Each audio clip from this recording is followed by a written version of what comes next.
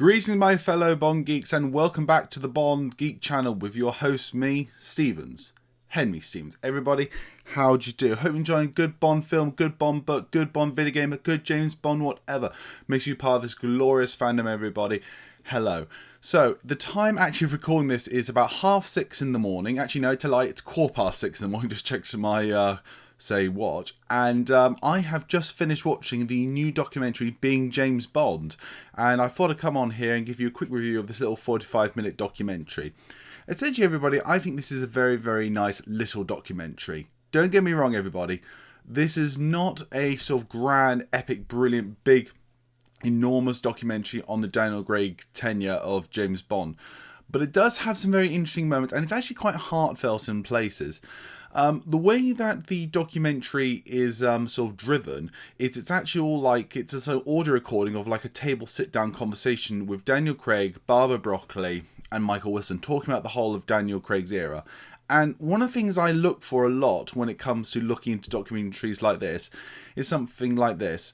Is there some new piece of information or something I haven't seen yet which gets my Bond sort of geekness going up, which excites me? And there was quite a few things in this documentary that are really cool. And I won't go into any big spoilers here, but I'll just say this right off the bat.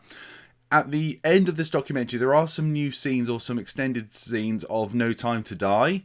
In the documentary, it's sort of stuff you see in the trailer. I imagine it's sort of stuff they put in the CinemaCon presentation, but it is really cool to see as well.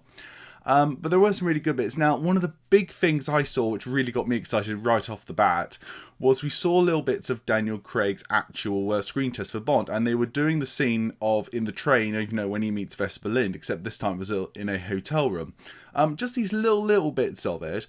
But you know what? It was really cool to see an actual Bond screen test. I know we've seen like Sam Neill's one in the behind the scenes stuff and James Brolin's screen test, but we don't really get to see that much. The screen test. So that was actually really, really cool to see. And there was a lovely little tidbit as well in it about how, we've all heard like in the Bond fan community that Barbara calls Daniel, said, "Over to you, kiddo," and then he got the job. But then what Daniel Craig did after that, which this documentary explains, which was really cool, which is apparently he made lots and lots of vodka martinis, shaken, not stirred. And then literally next day went to his trainer with a bacon butty for both of them, saying, "I want to physically change." And I really liked how in this sort of documentary they talked a lot about, Daniel Craig's preparation, how his reaction to all the backlash that happened back in 2005 and 2006 about things when it comes to Casino Royale, and just how they kept going. And you just got a lot more sort of behind the scenes stuff when it came to Casino Royale in this movie, which was really, really cool to see, and, excitement and enjoyment. Moving on then to Quantum of Solace, they really talk about how they got sort of hammered by the writer's strike and the soon actors' strike, and how literally they had to get the film going. They had no script. They're very candid about it, saying, it wasn't ready, we had to get going, and all sorts of stuff like that really came into the movie, about how this is the film that Daniel Craig really sort of pushed himself into his stunt work. So that was really, really interesting. And I just loved how open they talked about Quantum of Solace. And I agree, Barbara says something about it in the narrative table read audio of this, which is essentially, yes, there were issues with it, but there are some great scenes and moments in Quantum of Solace, which I fully agree. As if you see my review, I fully agree. There are these amazing moments in the documentary. And then, of course, they talk about Skyfall and how great that was and all sorts of stuff like that. Interesting enough, in the documentary, the studio apparently wanted them to get rid of the sort of "what makes you think this is my first timeline." And I can't believe they wanted to get rid of that. It's always such a laugh. And Barbara looks at the studio execs apparently at the premiere saying, "Told you I'd get a good laugh." Just shows everybody it was just put in for a good laugh. That was really great.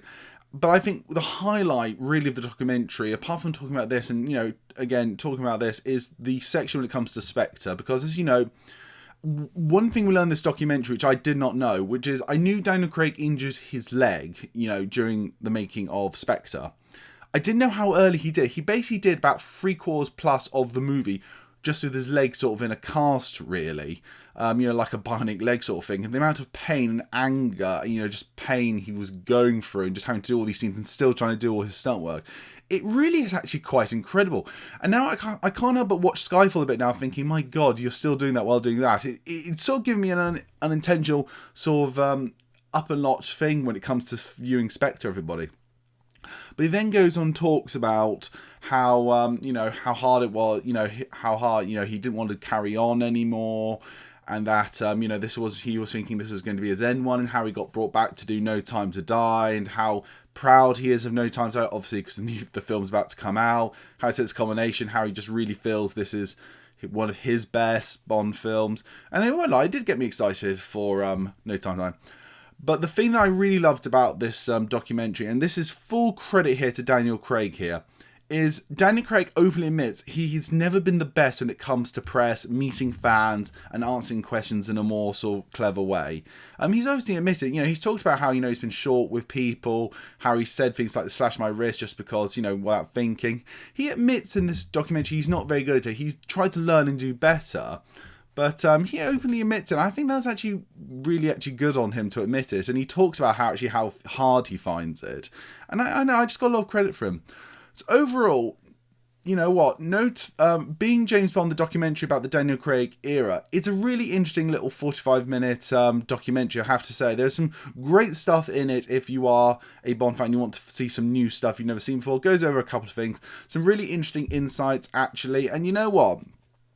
What's great about it, it's a sort of documentary you can watch again and again and again and sort of just enjoy as a Bond fan. So, you know what? It's got a recommendation from me if you are a Bond fan, everybody. Being James Bond, the Daniel Craig story is really good, everybody. But I want to know, everybody, have you seen it yet? Have you got Apple TV? Comment down below. Tell me your thoughts on this, everybody. As always, my name's Henry Stevens, and this has been The Bond Geek. Goodbye.